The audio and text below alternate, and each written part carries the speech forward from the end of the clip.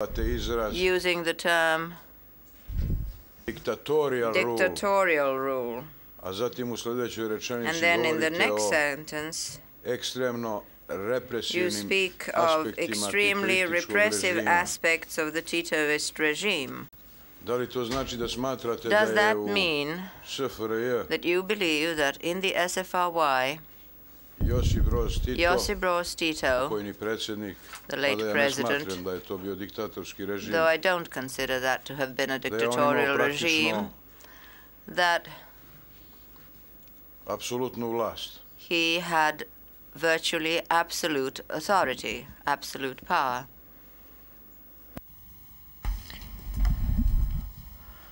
Yes, that was my impression, that he had absolute power, typical of many other communist leaders in other parts of the region at that time. And do you know the nationality of the late President Tito?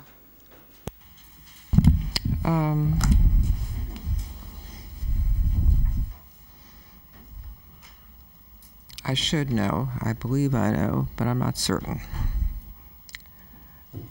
I think he was a Croat, but I'm not certain.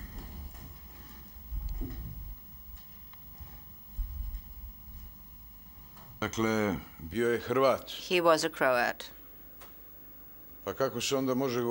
How then is it possible to speak of Serbian hegemony in a country in which, as you claim, absolute power over civilian and military authorities is in the hands of a Croat? Well, until the period after Tito's death, I and many people in the world were not in the habit of thinking of the former Yugoslavia in terms of ethnic nationality. They were Yugoslavs, and I thought of Tito as a Yugoslav. I thought of my colleagues in Yugoslavia as Yugoslavs. They thought of themselves as Yugoslavs. It was only as the Federation began to break up that questions of specific ethnic identity became paramount, I think very unfortunately so. We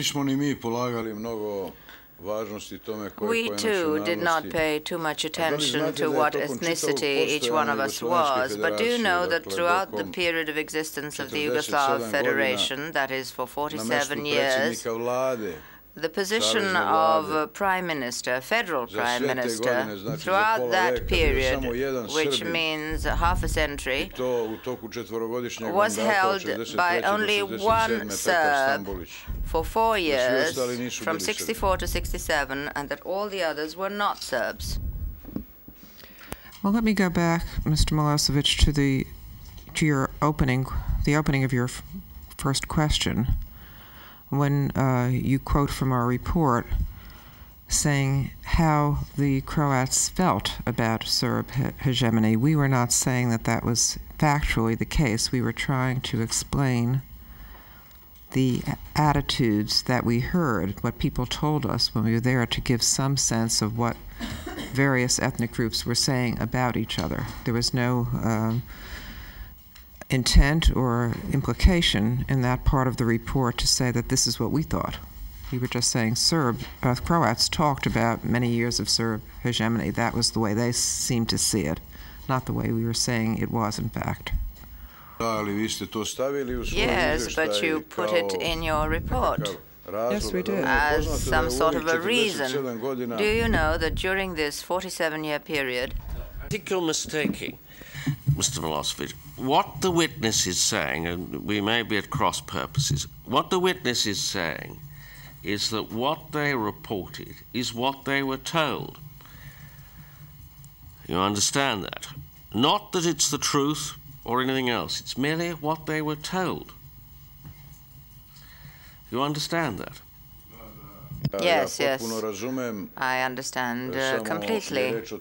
However, thereby a picture is being created that is wrong, and then on the basis of that picture, one says the people said so. And do you know that after Tito's death, during the last 10 years of the existence of Yugoslavia, from 82 up till 92, the Prime Ministers were Croats, Milka Planinc, then Branko Mikulic, a Croat from Bosnia, and finally Ante Markovic, a Croat from Croatia, as was Milka Planinc. I don't have the report open in front of me, but I believe we also we told not just what the Croats were thinking and what they told us, but also what the Serbs told us. We were trying, in this part of the report, to explain a very complicated situation to people who were not living in the Federation, people outside in Europe and in the United States who wanted to get some understanding of what was happening there, and we were trying in our own simplest way to explain that. The witness should have a copy of the report. It's tab 2, page 5.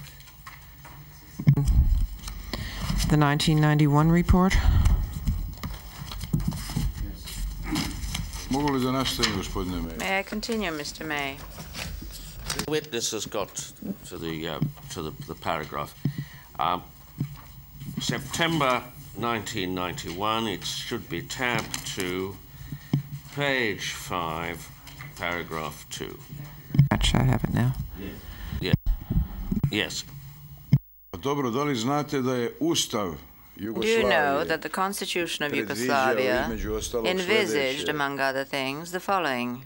With respect to the composition of the command staff and the appointment to higher commands and leading positions in the Yugoslav People's Army, the principle of proportional representation of republics and autonomous provinces will be applied as much as possible. So that principle was observed, and the army was composed in harmony with the population structure of Yugoslavia. And do you also know that when the Yugoslav crisis broke out... Let the witness answer. You produce these points and you never give a chance for the witness to answer. Do you know anything about this, Ms. Labour? The description of the Constitution sounds correct as to my understanding of it, yes. I'm not sure about the composition. The actual composition of the army is another story.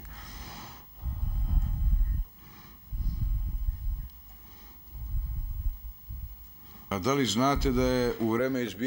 know that when the crisis broke out, the defense minister was General Veljko Kadijević, who comes from Croatia originally?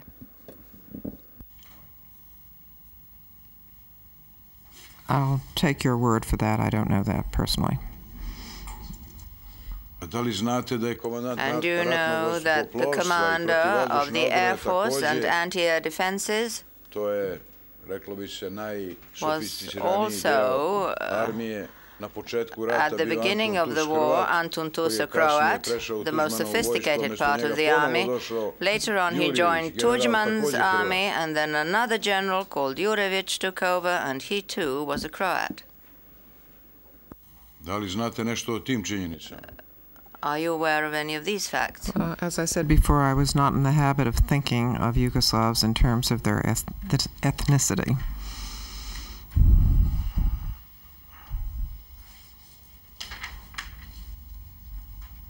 Do you know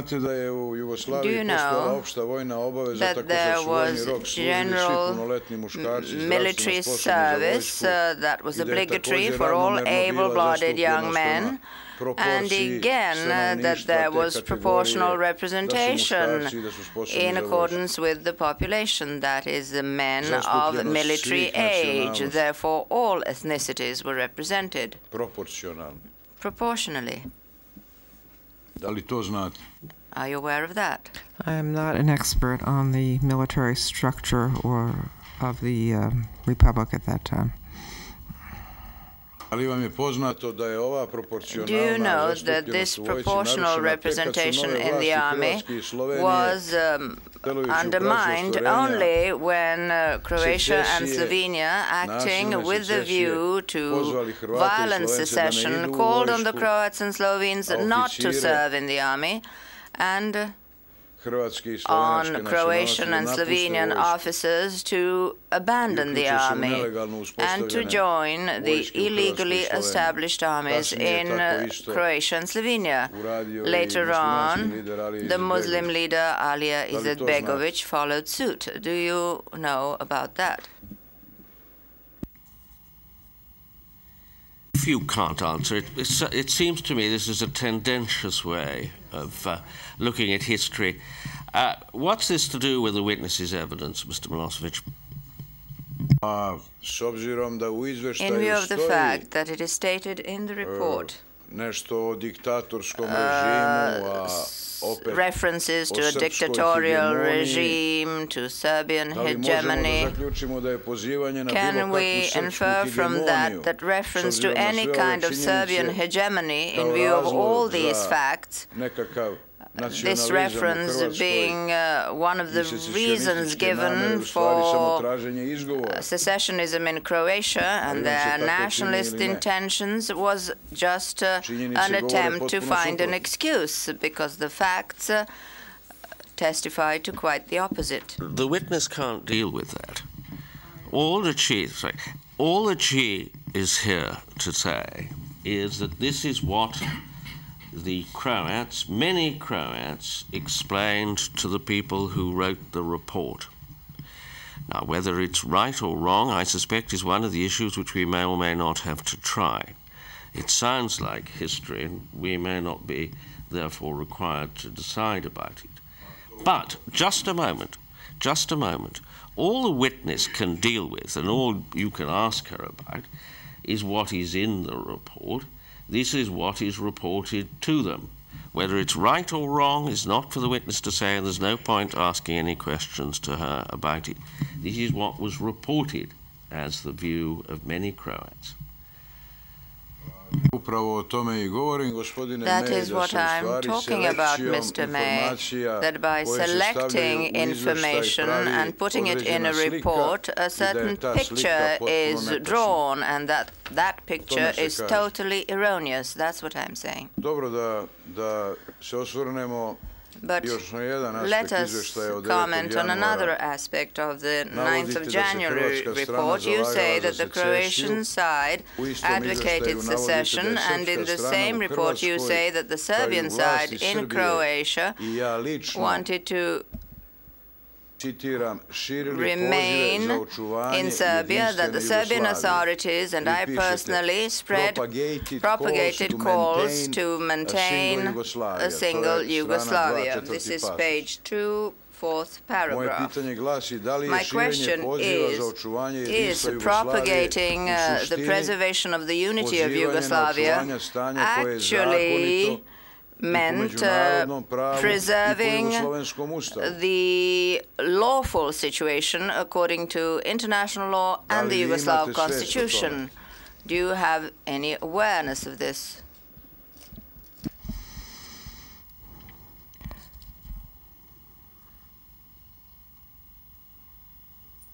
You're on page 2, paragraph 4, did you say?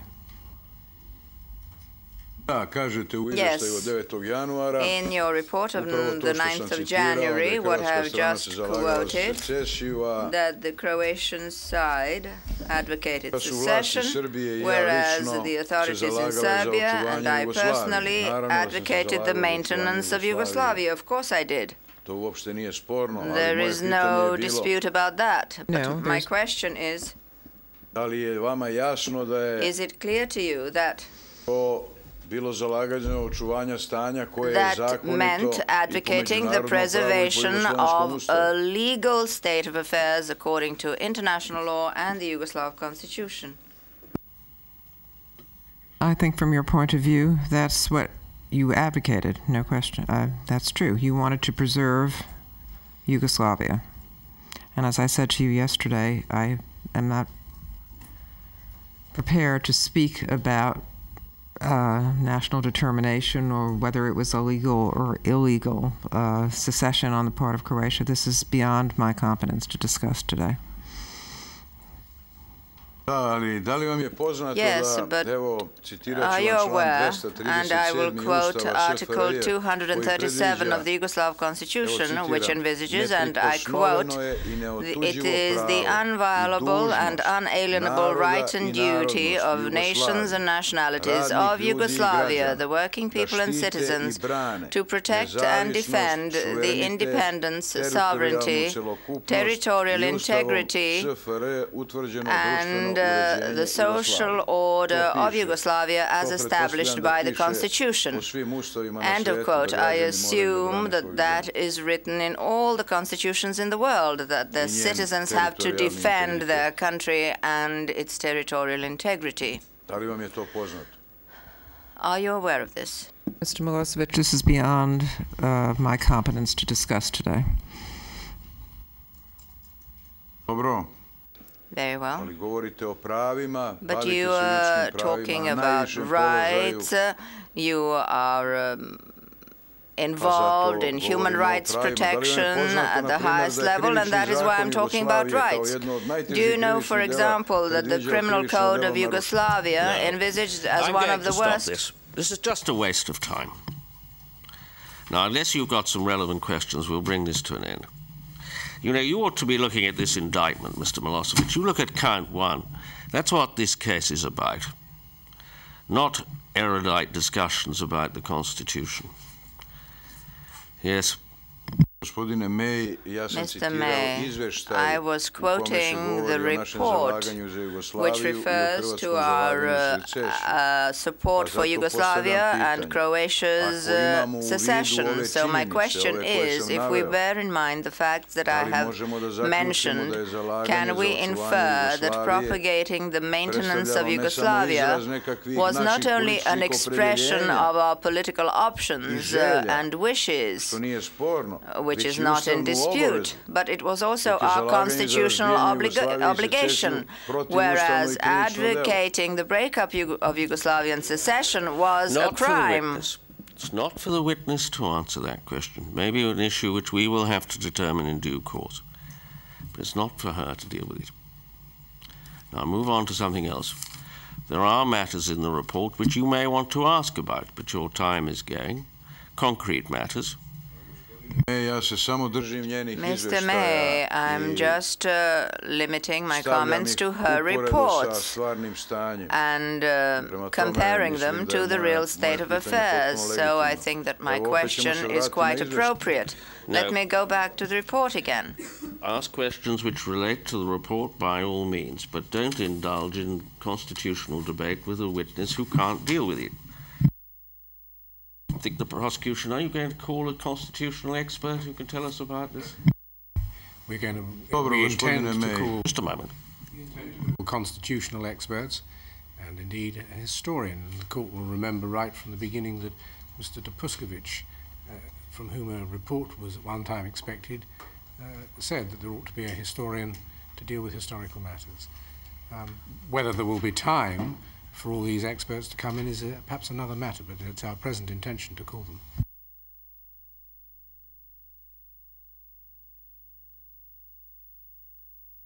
We are talking about human rights here, and this has to do with rights and vital human rights. In the 9th of January report on page 2, paragraph 4, the last sentence says that the Yugoslav army had a strong pan-Yugoslav political orientation. Don't you think it was normal for the Yugoslav People's Army, whose constitutional obligation was to protect the Yugoslav state, to have a Yugoslav orientation? What other orientation could it have had? Mr. Milosevic, you continue to quote from material which is labeled introduction, background. These are not statements that are under dispute. These are our explanation to readers who may not be at all familiar with the situation of what we were told, what is the background. It is not the substance of the report. We can quibble over the way in which the things are phrased, but I don't think they're really relevant to what the report is about, which is about serious abuses by both sides in this conflict. Yes,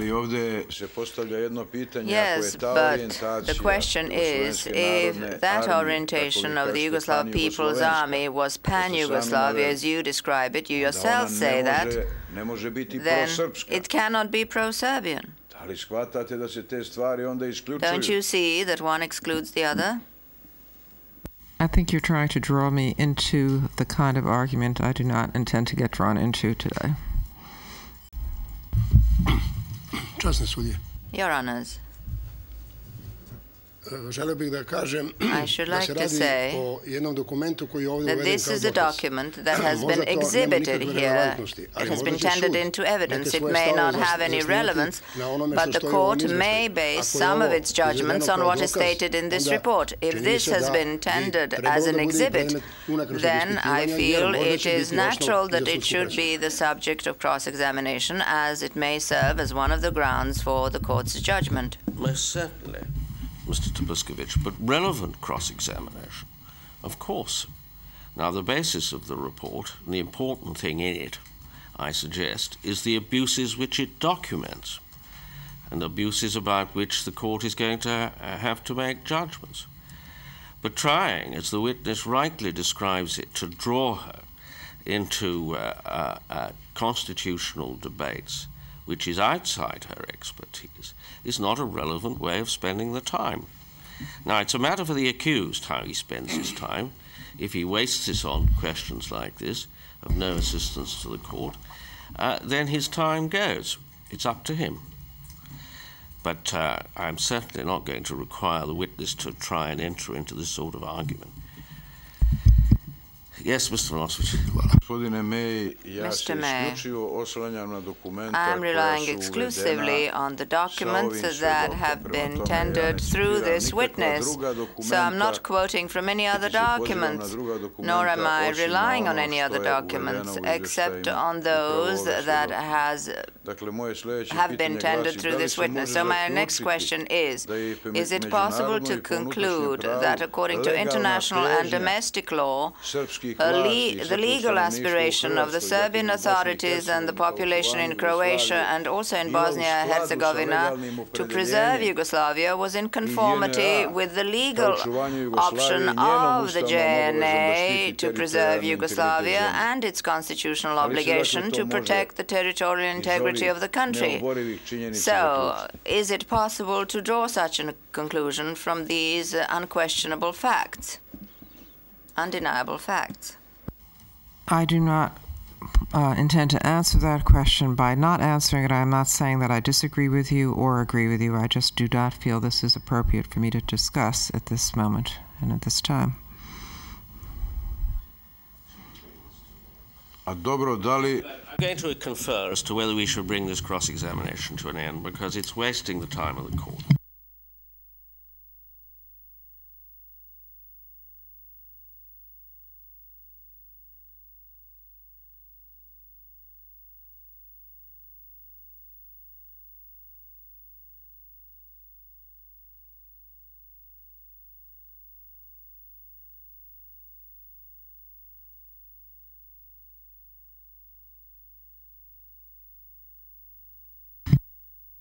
Very well. Continue, Mr. Milosevic.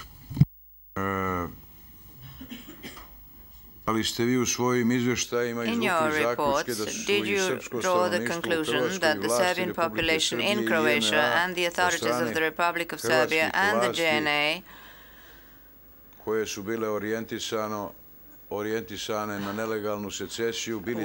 seen by the Croatian authorities that had opted for secession as enemies, as opponents? Is that in dispute? Is that a debatable fact?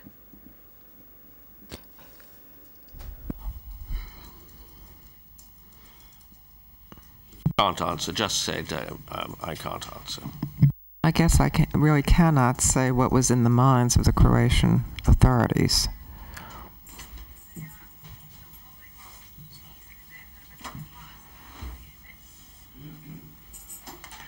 Very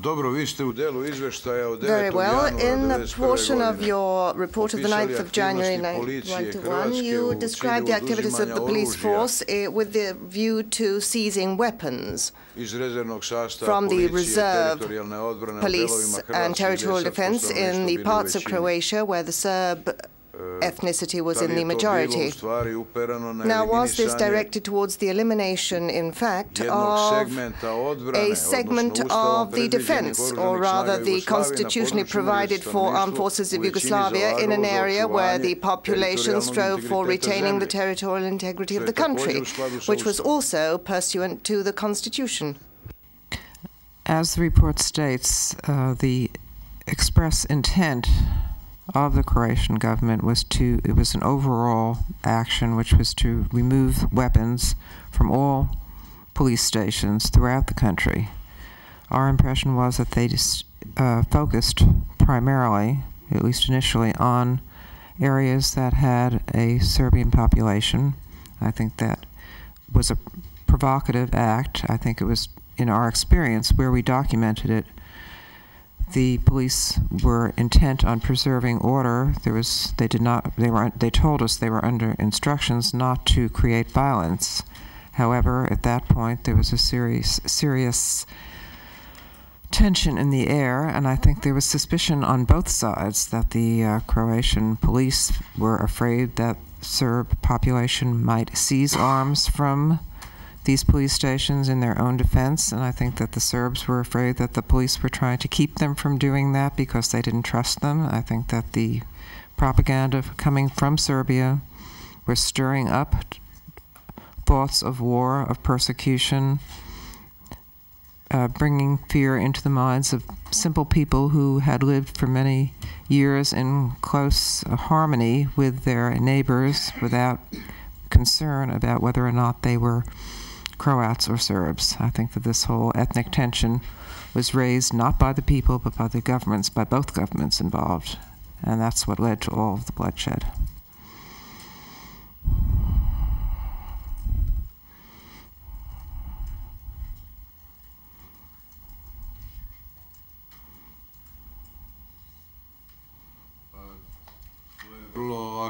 Well, that's very, how shall I put it, doubtful, a dubious explanation.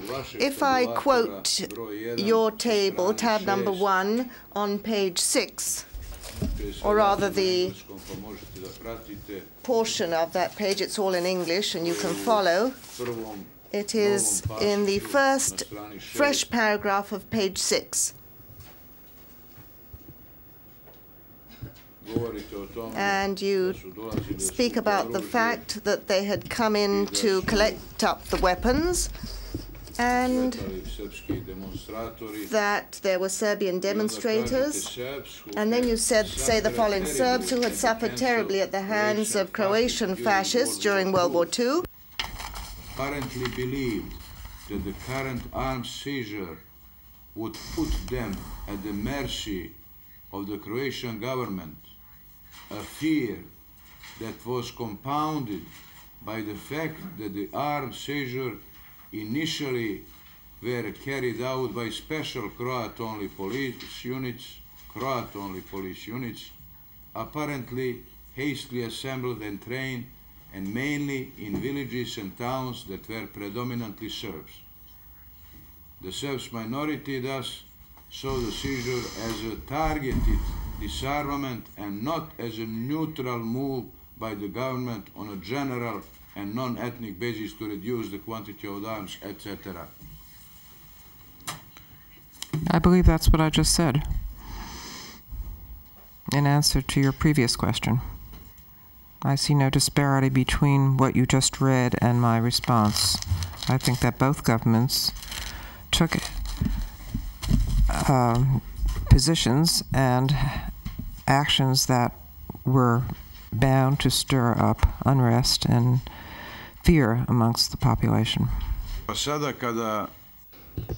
Well, now that this kind of practice, the one you talk about, and the fear of that practice being implemented, if you link that up with the observations that we made yesterday and established yesterday from the leadership of the new Croatian authorities to the effect that the independent state of Croatia, the one from World War II, was an expression of the historical aspirations of the Croatian people, and at the same time bringing in members of the Ustasha emigration to top positions in the government, and then the reintroduction of state symbols, the symbols of that same independent state of Croatia.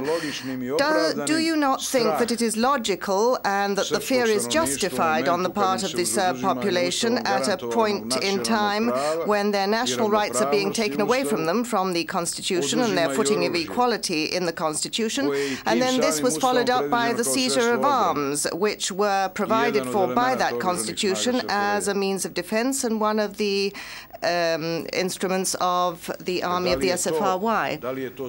Now, is that something that you are challenging or not?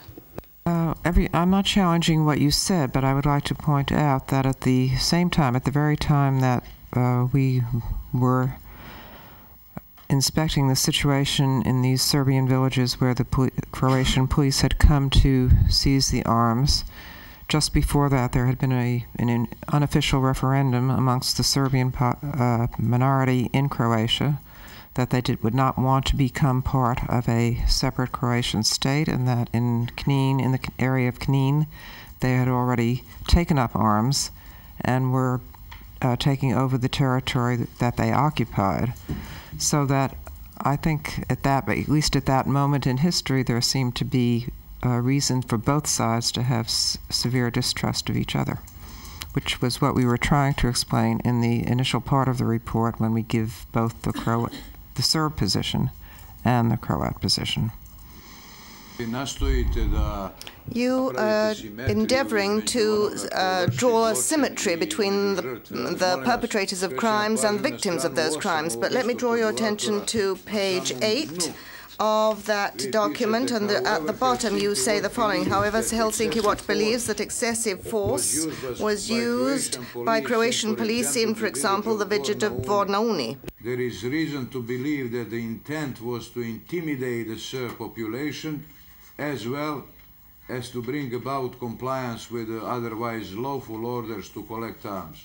Although the collection of arms was presented as a part of general program of public safety, at least in the early part of the collection program, the burden of the government orders appears to have fallen on the Serb villages alone.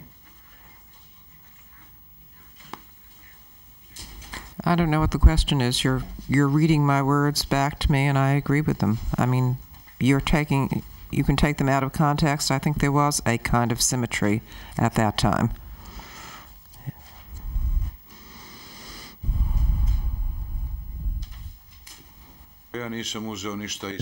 Well, I didn't take anything out of context. I can't read you the entire report, but that's how it was composed.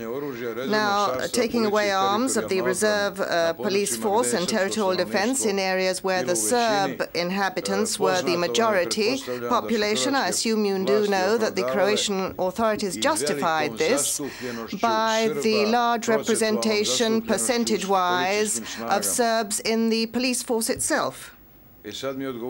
Now, could you answer me this, please? Is there anything that is not normal, not natural, in the fact that in areas where the Serbs make up the majority population, even the vast majority, that most of the policemen there are Serbs, in fact? Was there anything that was not normal or illogical in that?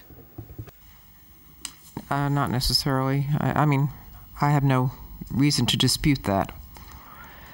I think that we're talking about a situation that was about to erupt into open warfare, and that at that moment in time when I was there, I saw great fear and great distrust on both sides, which is the attitudes of both the Serbian population and the Croatian population, and I saw no effort made by your government or by Mr. Tudjman's government to alleviate those concerns. If anything, it seemed to be, both sides seemed to be generating something that would lead to warfare.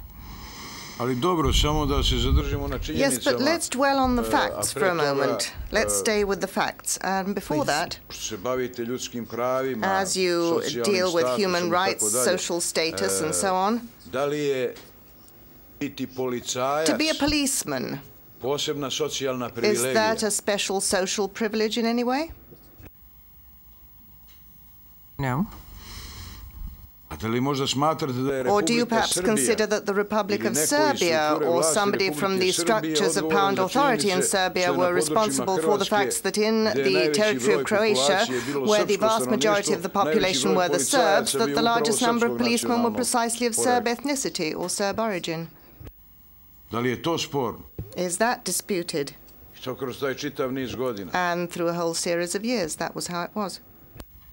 I haven't investigated the structure of the police force during those years. I have no reason to dispute what you say, but I don't know that it's accurate or not. Well, in your report of the 9th of January 1991, in the part you say you wrote yourself, you speak about the fact that the policemen conducted their operations at night and in the early hours of the morning, that they were exclusively Croats, and that they were not properly trained, inadequately trained, and armed to the teeth, as you say. Now, do you not consider that that is sufficient reason for fear on the part of the Serb population? I think it was a very good reason for fear on the part of the Serb population, and that it was compounded by the fact that they were being told from Belgrade that they were under attack.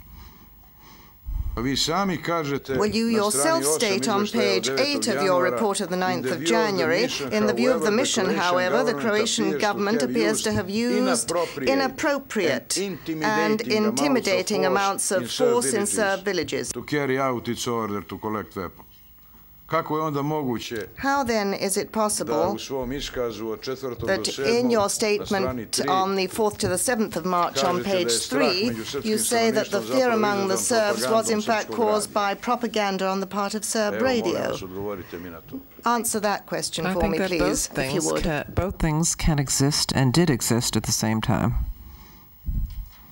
I also, we say in the report that we interviewed some of these Croat policemen, and although their methods seemed out of proportion to the activity that they were sent there to do, they told us, and they had no reason, these were just ordinary policemen, they had no reason to lie about it, that they were under strict orders not to provoke violence in any way. Perhaps they expected violence, and that's why they were overly armed, but it was an escalating situation, and the fear and the tension was coming from both sides. And are you aware of the fact that on the 17th of June 1991, the Croatian Party of Rights published the so-called Lipanj or June Charter, calling for the revival of the independent state of Croatia on all its, as they say, historical territory, ethnic territory, with its eastern borders along the line of Subotica, Zemun, the Drina River, Sanjak, and the Bay of Kotor, which means that their pretensions were on all the territory of Bosnia and Herzegovina, a large part of Serbia, and part of Montenegro as well. Is that something that you know about? I'm not aware of it now.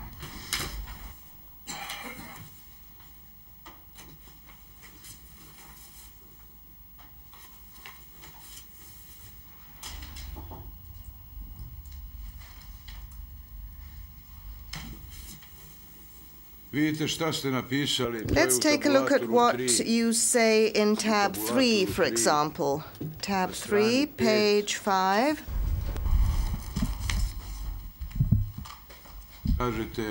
You state the following: Grubišno Polje, and other villages in Western Slavonia.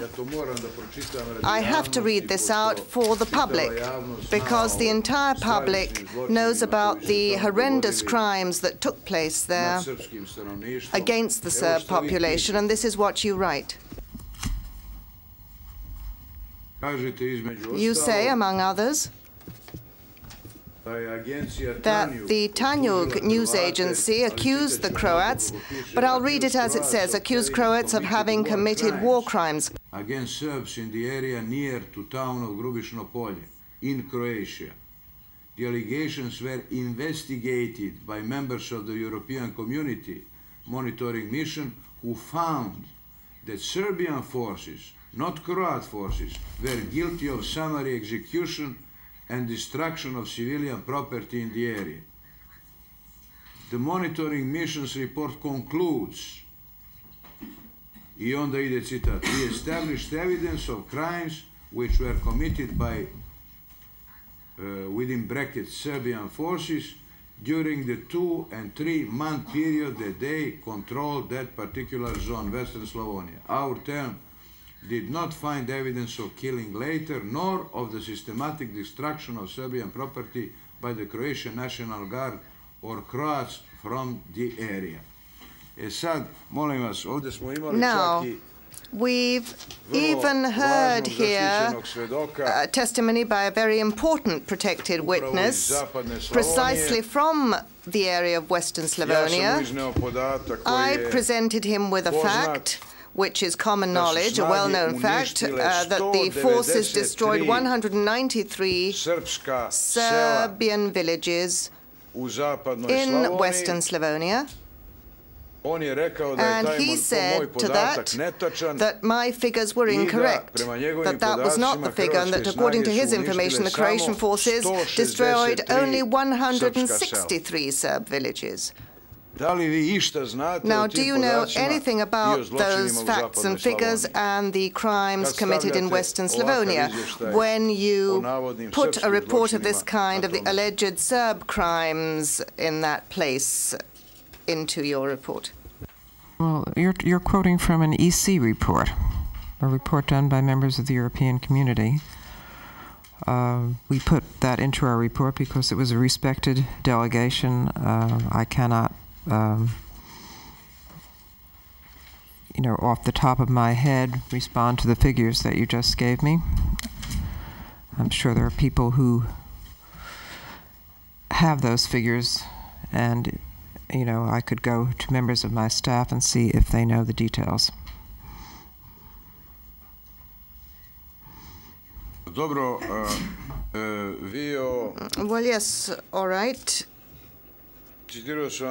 I have quoted the provisions that speak of the composition of the armed forces in Yugoslavia. Do you know that after the operation in which weapons were seized from the territorial defense in Krajina, the next major operation on the part of the Croatian authorities, militarily speaking, was the blocking, encirclement and attacks on barracks of the JNA, the Yugoslav People's Army, which had been positioned there for 50 years, in Croatia, that is. Do you know about that? Yes, I do. I might not characterize it quite the way you do, but I know that the JNA was stationed there and was seen by I believe by the Croatian government as being sympathetic to the Serbian minority. Now,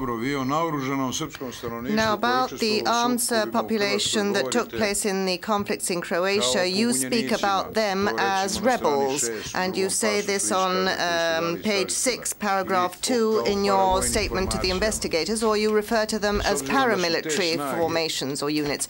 Now, in view of the fact that these forces, as you yourself state in your report of the 9th of January 1991, fought for the preservation of Yugoslavia, do you consider that they were legal and lawful or illegal?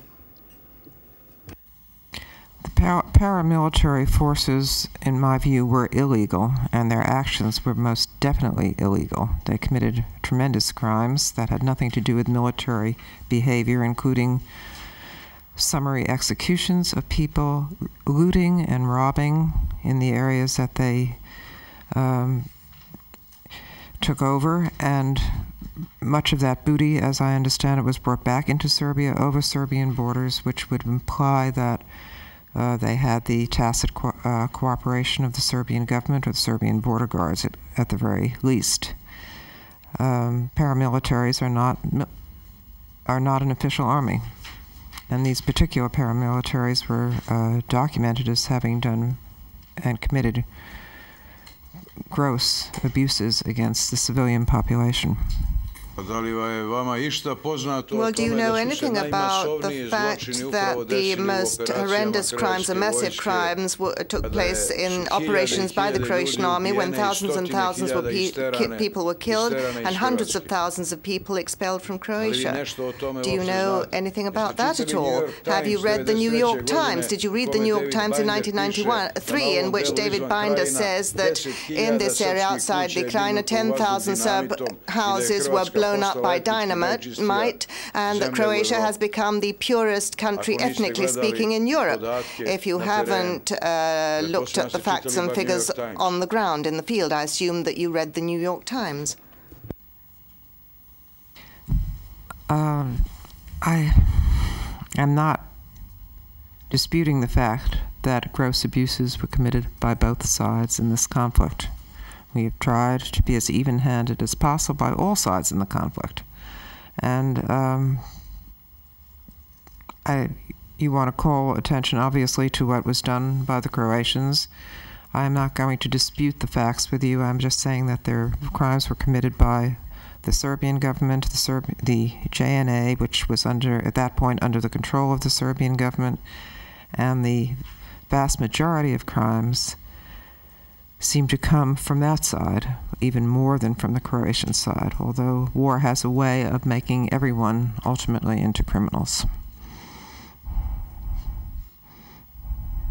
Well, you haven't got a single piece of information to bear that out, to confirm that something had come from outside.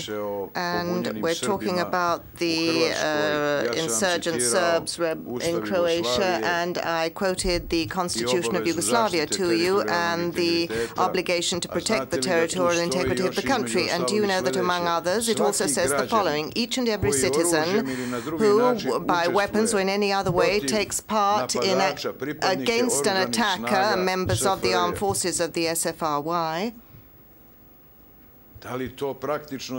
does that, to all intents and purposes, mean, if you look at the law of it, because you deal in humanitarian law, that the people in Krajina who fought to preserve the territorial integrity of Yugoslavia, which is one of the constitutional duties and obligations, did so in keeping with the provision of the Constitution and was therefore a component part of the legal armed forces of that country, formed part of the legal armed forces under the Constitution? Mr. Milosevic, I'm going to stop you. It's not a matter for the witness. Maybe something we'll ultimately have to decide.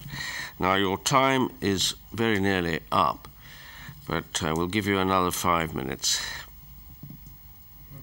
Well, Mr. May, I have done my best to reduce the number of questions as much as possible. I can be quite frank and say that I did do so because I have been submitted with many reports here, and I would need many more days to uncover the background of reports of this kind that fan the flames, in fact, of an anti-Serbian campaign.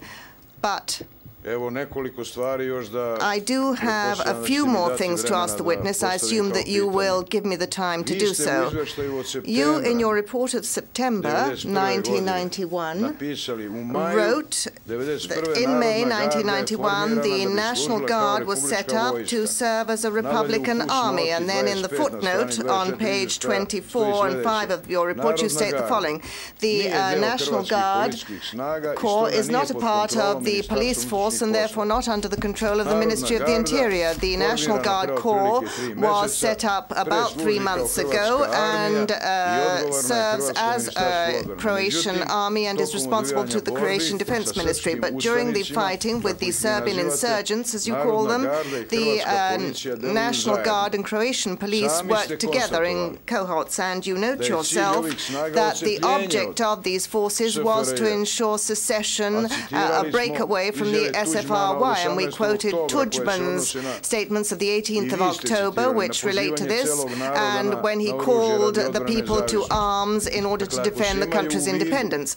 Therefore, if we bear in mind the constitutional provisions and these facts which you yourself state and set out here, can you tell me the following?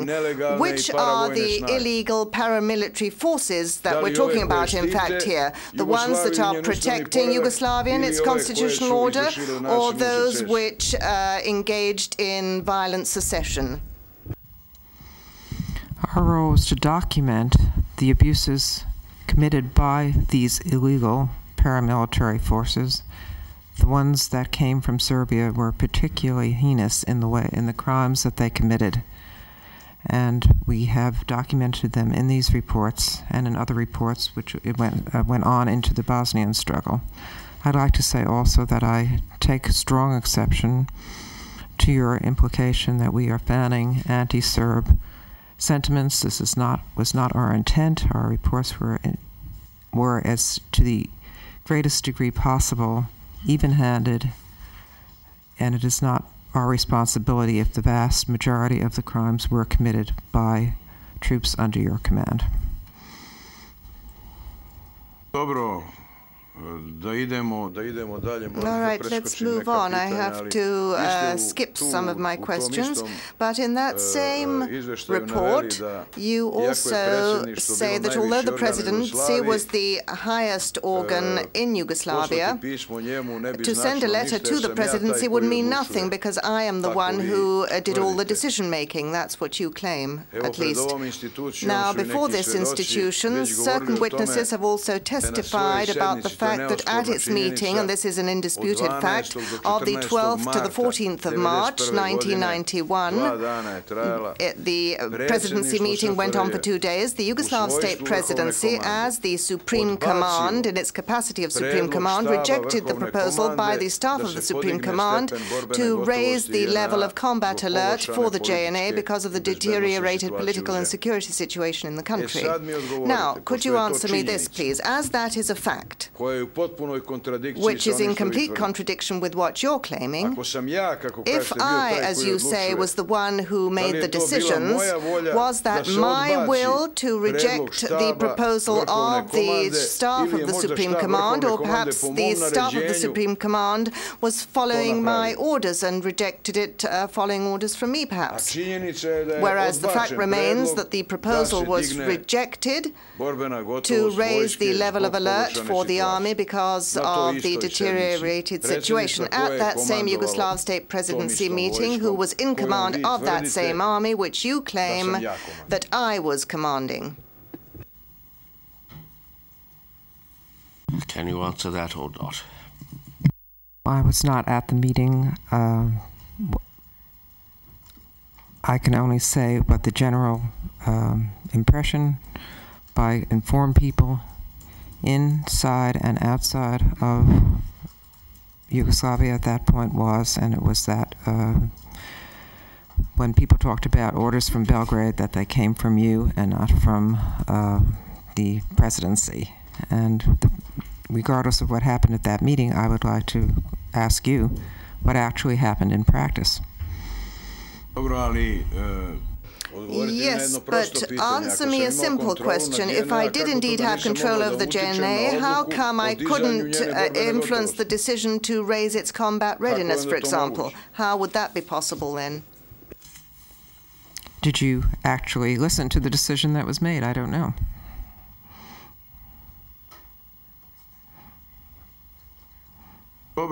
All right, let's move on. In your statement given between the 4th and 7th of March, you speak of the displacement of the non-Serb population from Baranja, and we had a witness here testifying before you who said that nobody ever expulsed anyone from Baranja, and they even called on them to come back, and this was a prosecution witness, not my own witness. And you speak of the displacement of the non-Serb populations and settlement in the areas of the displaced Serbs who had fled from Western Slavonia in November. I quote you there.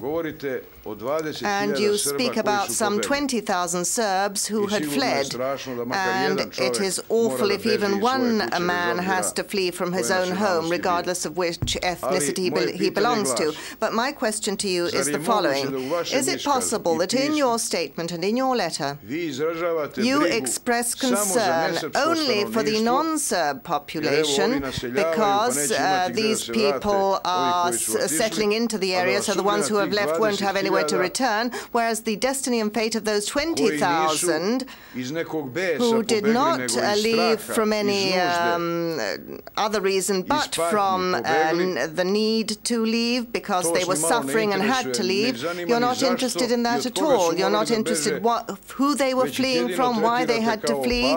You're just looking at them as a danger, because as a threat, because you say that they will come to settle Baranja and then... Unmanageable, and if insofar as there's a question there at all, and the first sentence is misleading and doesn't accurately reflect the evidence.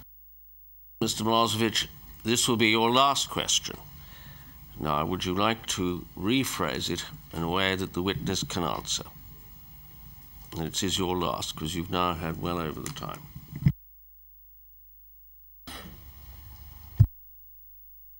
So you will allow me just one more question, is that right? Yes. Well, then I would like to deal with one more topic with several questions, if I may, Mr. May, because in page 8 of the statement given to the prosecution, in paragraphs 3 and 4, you said that I refused to hand over 3 officers to this institution, JNA officers, being accused of an alleged killing of 200 persons at Ovčara near Vukovar, and I didn't respect Yugoslavia's international obligations. Do you mean the obligations provided for by the statute of this institution adopted by the UN Security Council at its in 1993? Are you talking about the tribunal? Yes, yes. No, the tribunal did not exist at the time that we sent our letter to you. Now, do you consider that the observation is correct that the member states of the United Nations are duty-bound to respect and implement the decisions of the UN Security Council only if they are in conformity with the UN Charter? Is that so or not? I think you're getting me into a question of international law once again.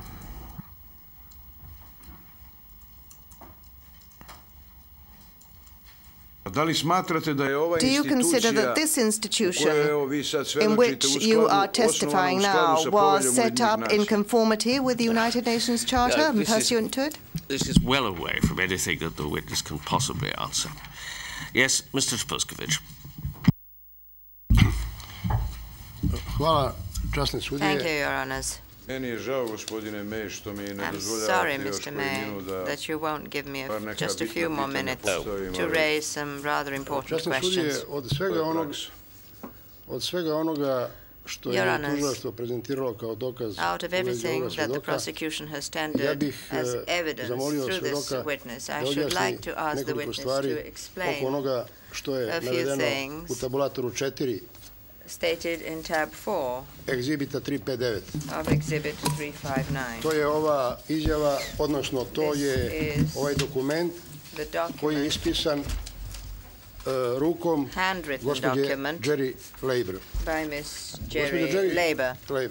Miss Jerry Leiber, could you please tell me the following? I have reviewed this document, and I have noticed, actually, both of us, my colleague and myself, that između between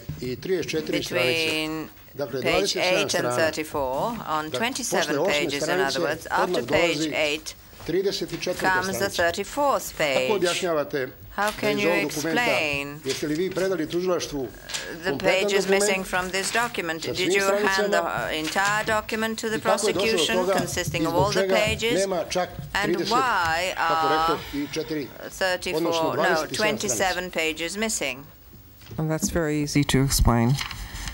There were 2 meetings, and in between them, we did other things. They didn't take place consecutively. Page 2 was the meeting with Mr. Pujec and Petkovic and Lieutenant General Vojvodic. And if you'll see at the beginning of page 34, it says Foreign Ministry. So this was the beginning of a new set of notes that I was taking. In between, I have all of the notes at home, but for this purpose, I took out only the ones that dealt with our official meetings. Presumably, we went somewhere else in between, spoke to people. I took things down in my notebook. Is that clear?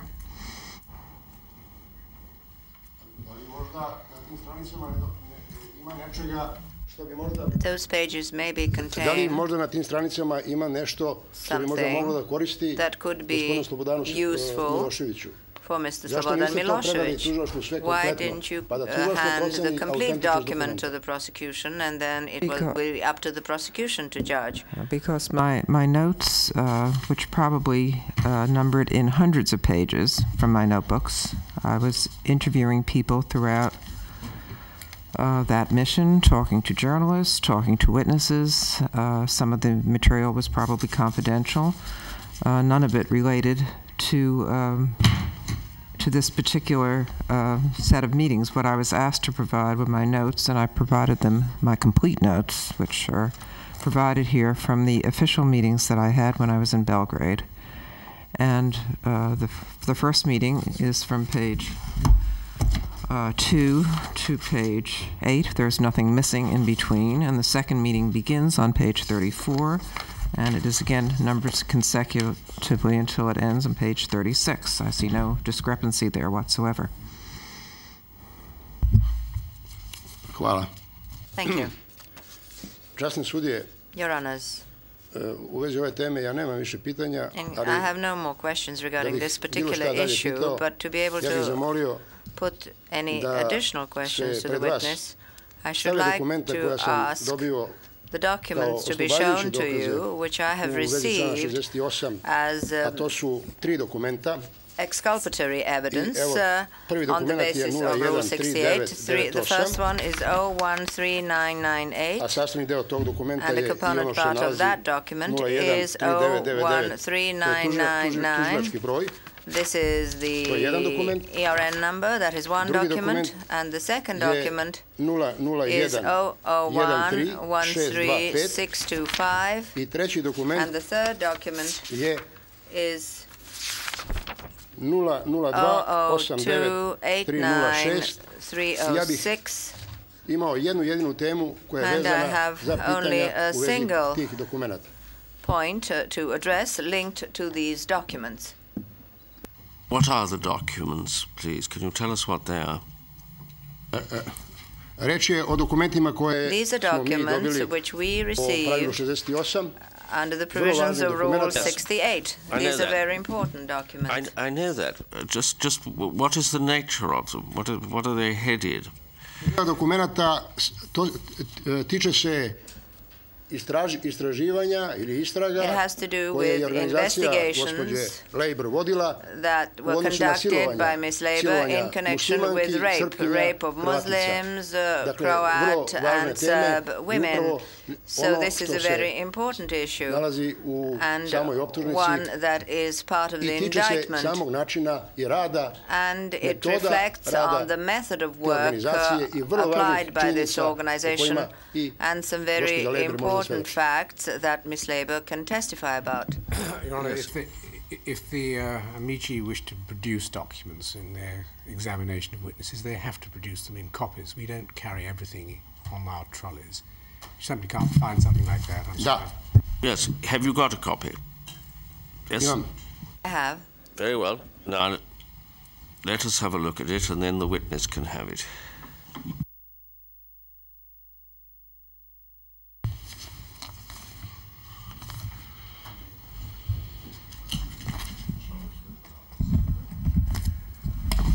Naročito zadnja dva dokumenta. The last two documents in particular.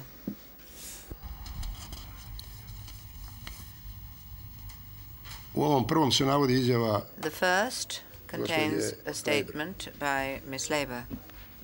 Mr. Topskovic, why don't you make photocopies in advance in the future in this kind of case? Da, hoću, ali to je dokaz koji sam dobio pre 2 dana. But this is an exhibit that was given to me 2 days ago. Believe me, I had to have it translated, and it was rather difficult to organize all this. Keep all this in mind, but you will see that it is highly relevant. Naročito zadnja dva dokumenta. Especially the last two. Yes, the matter could be put to the witness, and perhaps he can go on the Elmo as a way of making sure everybody sees it.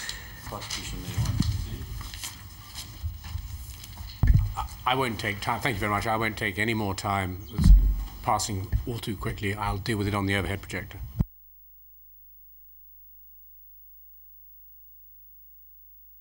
Ms. Leiber, would you look, please? This document will be put on the projector. It'll come up on your screen. If you need to look at it more closely, you can, of course, take it. Now, Mr. Topskovic, what is it that you would like to ask the witness about? Can I make this brighter? Prvo, ako može gospođa Leiber da mi potvrdi da je ona radila first of all confirm for me that she was working on the field and conducting investigations in connection with Excuse rape. me for a moment. I can't read what is on this. Is it possible to make it brighter?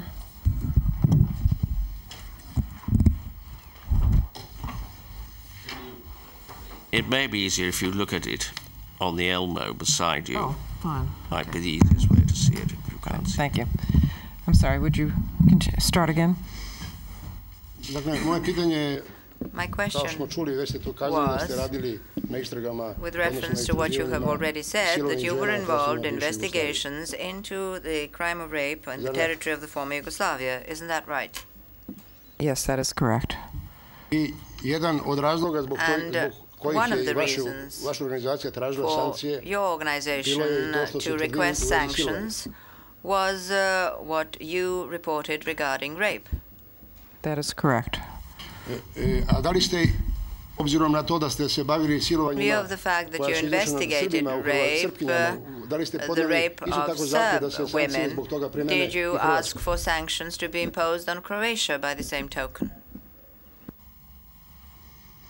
I don't think we talked about sanctions at all in this context. Hvala.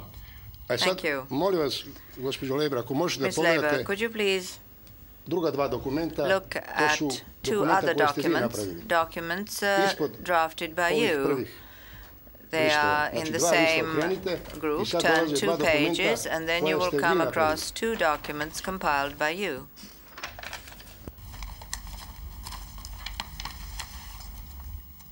Tako, to je vaš dokument. It's your document, isn't it? To je isto ono što... Wait a moment. First of all, I don't recognize any of these documents. What is the first one? Bosnian falsehoods on rape rejected. Whose document is this? Ne. Onda vi ne vidite dobro. Dokument, to je zapisnik koji ste vi napravili o saslušanju jedne žrtve. That you drafted after hearing the testimony of a victim. Izvinite, molim vas. Are we talking about the first document now? Ne. Because I'm quoted in that document, and that's an incorrect quote. I don't know where it comes from. Ja vas molim. Would you please be kind enough to turn 2 pages? Nakon toga dolazi dokument koji ste vi napravili. And then you will come across the document that you compiled. Isn't that so?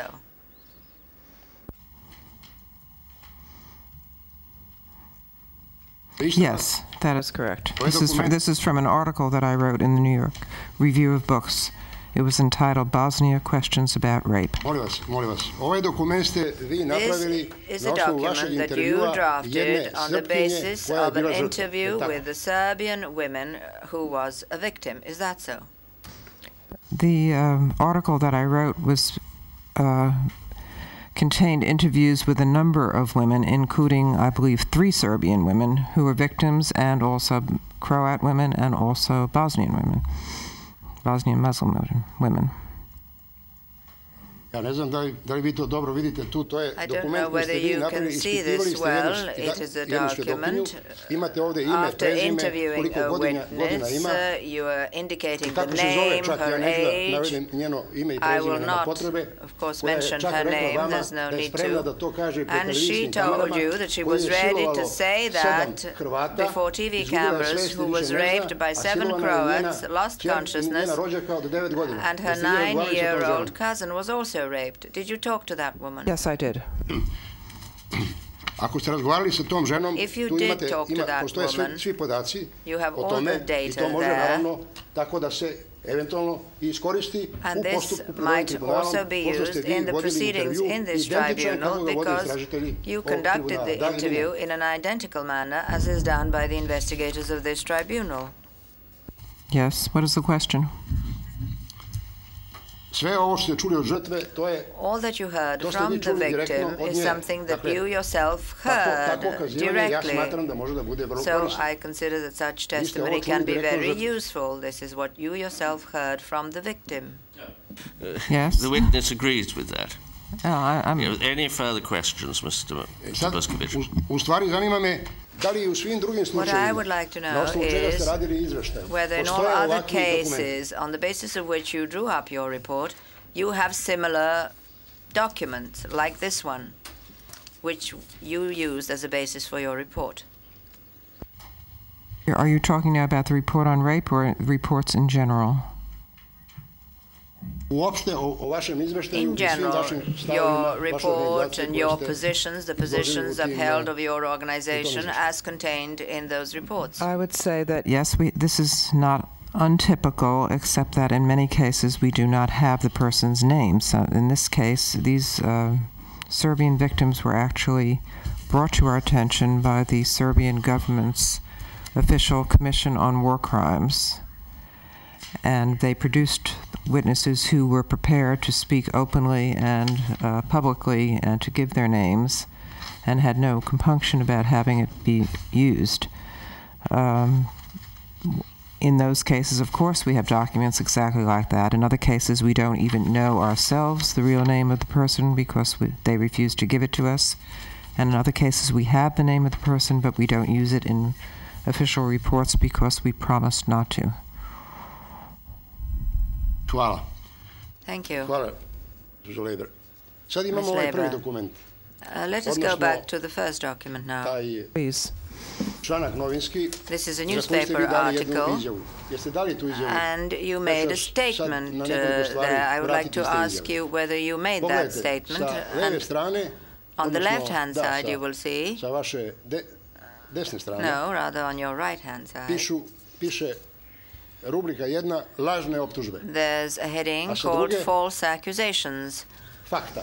And then on the other side, facts. Naslov je and the heading is Bosnian untruths about rape rejected. Rape has become a component part of malicious propaganda, Peter Jennings. And now these false accusations are given. First, December 92, Muslim leaders in Bosnia accused Bosnian Serbs of raping 50,000 Muslim women in camps where they held them. Isn't that what it says there? Then again, in December, Newsweek says that in Bosnia there were almost as many victims of rape. And then there's a draft report of the Council of Europe relying on sources from Germany referring to 20,000 Muslim women. And then comes the point, New York Times and other publications make accusations that Serb soldiers were given orders to rape.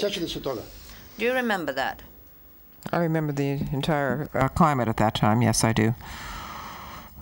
Sad molim vas, sad su fakta navedena tu. Now we come to the facts listed there, and it says, on behalf of the International Red Cross, Mr. Philip Meisers, there is no evidence that such camps exist, nor that they ever existed. Then there's your statement as well. Amnesty International says there is no evidence of that again, and asked by a reporter of NBC, Peter Jennings, whether members of the Serbian army were issued orders to rape. Jerry Label, heading Helsinki Watch, answered there wasn't a single piece of evidence to confirm that. Did you state that? And in your work by your organization, did you indeed establish that there was not a single shred of evidence to prove this?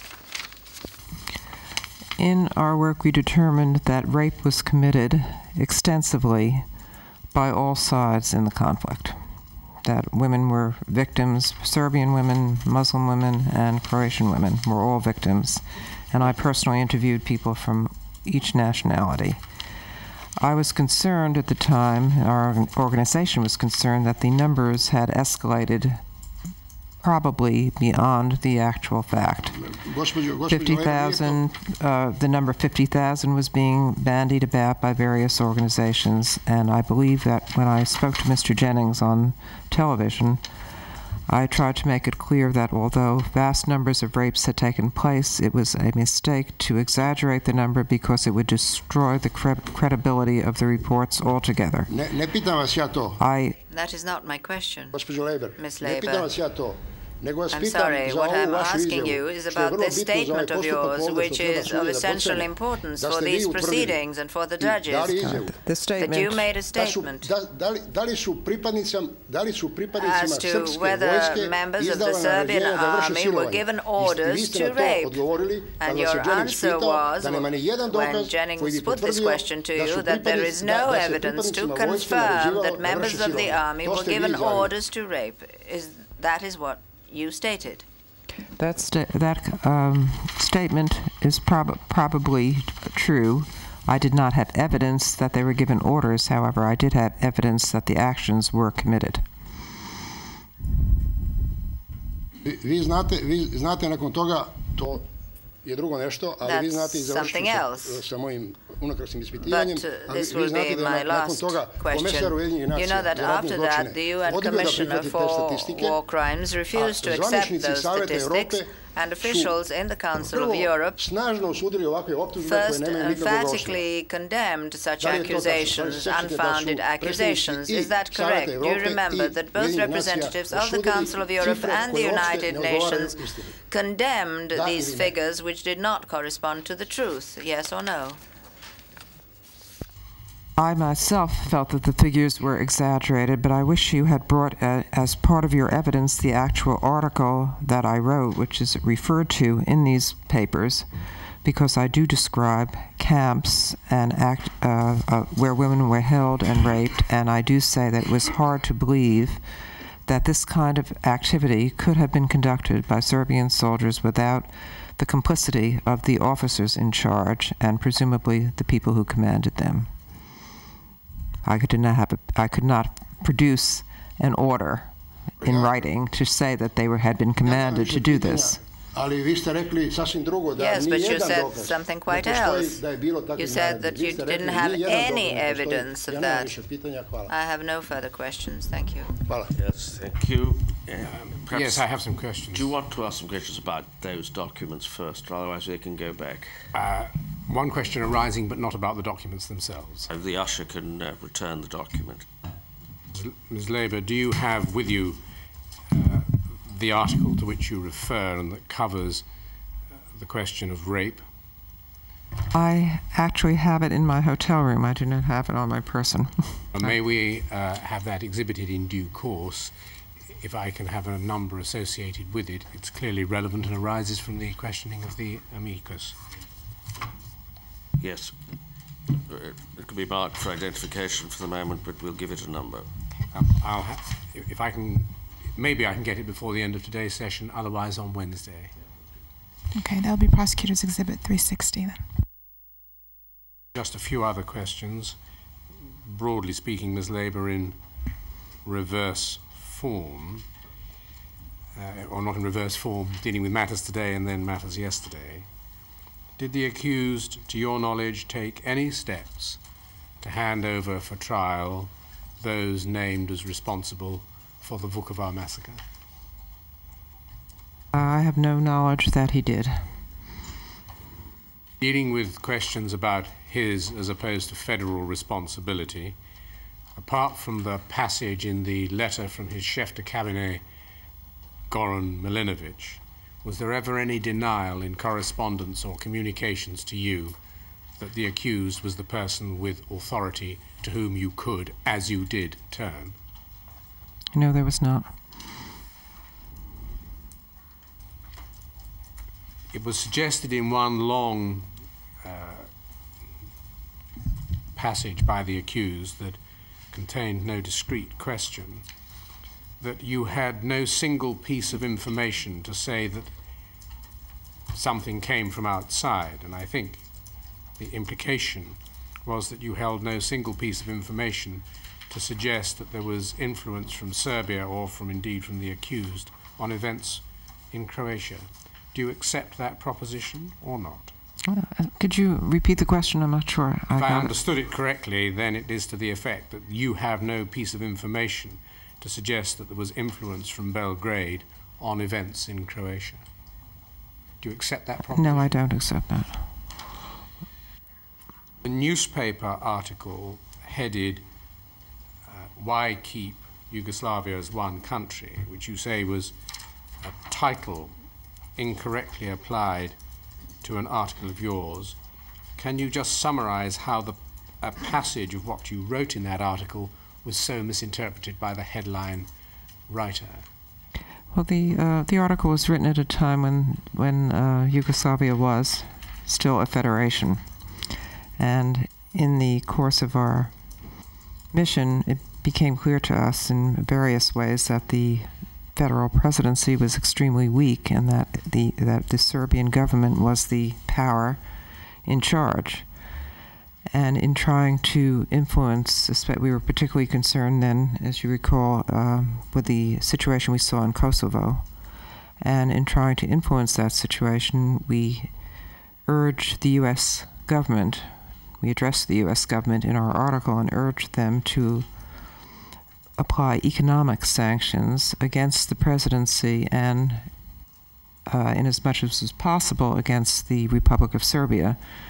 But rather than to punish the entire country, because we felt that there were parts of other republics where behavior was respectful of human rights, and we also pointed to Croatia as a possible culprit, and that we should also watch what was happening. The U.S. government should also watch what was happening there. I think that by trying to target U.S. aid rather to certain parts of the country, the person who wrote the headline misunderstood what we were saying and was saying that why keep the country at all. One matter of detail, the Chamber may be assisted in comprehension by looking at the Atlas, pages 20 and 21.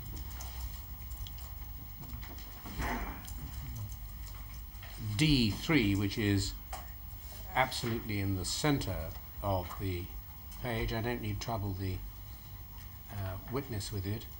And at D3 on the bottom you can see Bosanski Novi, fairly large, and immediately above it Dvor. And then further up that road and indeed up the river valley you can see Bosanska Kostanica, and you can see the number of villages that lie between the two. And with that geographical assistance, if it is appropriate, would the witness and perhaps the Chamber turn to tab 2 at page 20.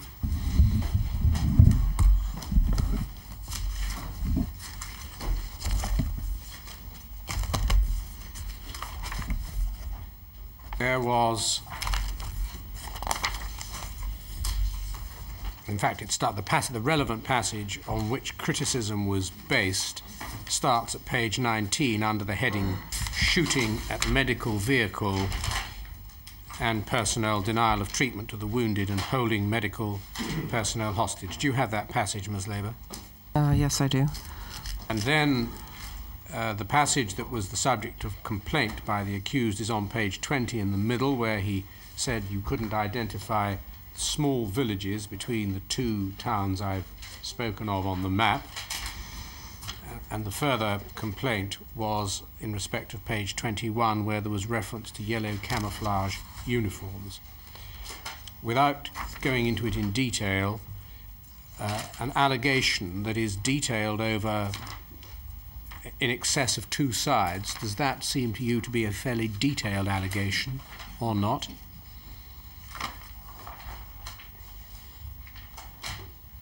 Yes, it was. The Chamber can read it for itself with the map in mind to see if there's anything in the complaints by the accused. But in any event, it's worth bearing in mind that this appears in tab 2, which is one of your generally published reports. When we turn to the complaints made against the accused at tab 3, to which his response was requested and never forthcoming from him personally, do we see that that particular allegation is not reflected there in any event? Perhaps the Chamber will accept that from me. The allegations in tab 3, as I read it, do not include the medical personnel set out in the earlier one. If I've missed it, my mistake and nobody else's.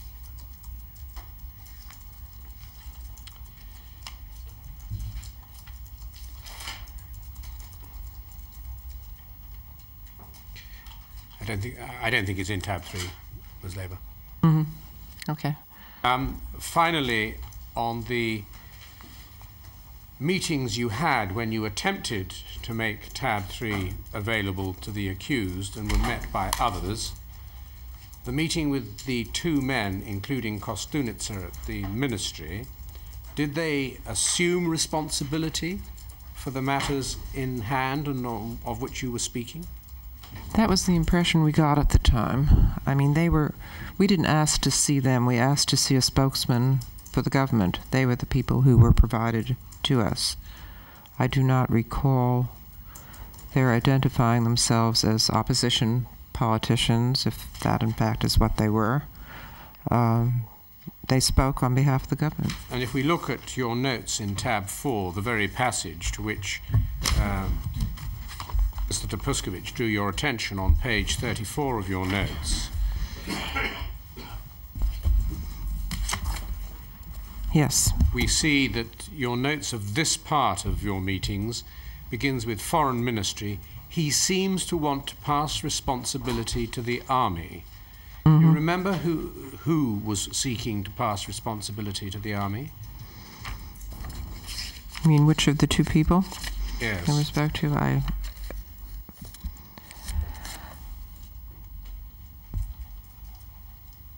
If not, it doesn't matter. I really don't. I mean, I'd have to guess, because as you see here, I didn't even get their names until the very end of the interview. And I notice here now that I have in very small writing here Democratic Party President and Vice President, so they obviously did identify themselves in that way. Very much.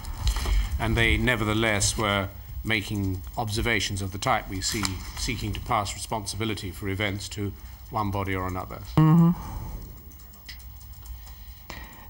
In general, the conversation with these 2 gentlemen was less hardline, I think, than the previous interview, but then foreign ministry conversations usually are. Here's my questions of this witness. I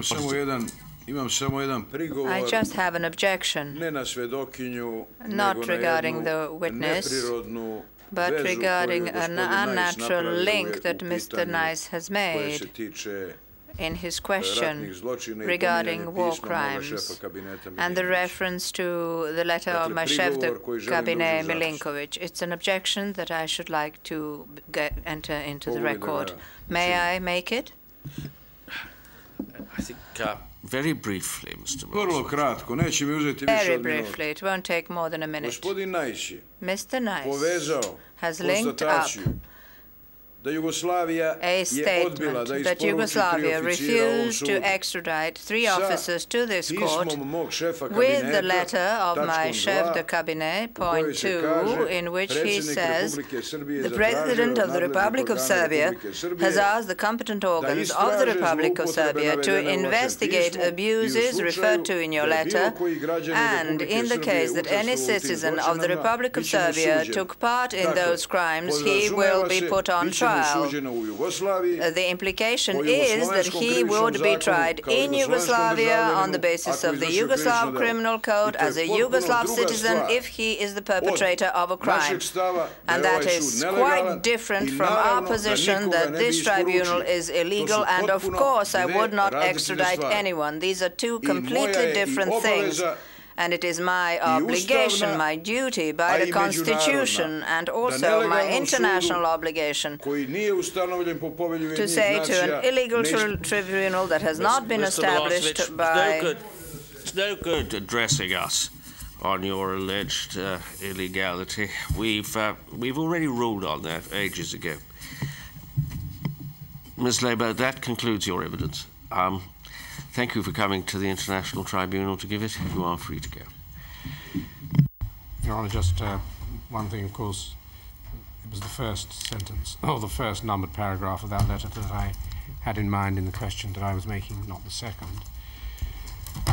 The next witness will be taken by Ms. Retzlaff after the break. Can I simply make this point? I've been very slow to interrupt the cross-examination of this witness. We're going to be looking in due course at the timetable problems that we are facing. The prosecution has a real interest in time, of course, not being used by the accused in a way that denies us further evidence, and I will invite the Chamber in due course to consider carefully the way the accused has used time on this cross-examination as an example of time that is being misused by him. He has a right to cross-examine. It's one which must be defended. He is a litigant in person, but on the other hand, we of course bear in mind that some of the questions which he asks are totally irrelevant. He has to be controlled, and that is what the trial chamber will do. But we note what you say about time, and we will return to it next week, I anticipate.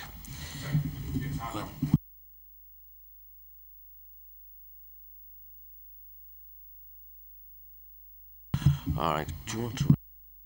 There's a matter we're going to raise in private session. I'm sorry, Ms. Labour. You should have gone ages ago.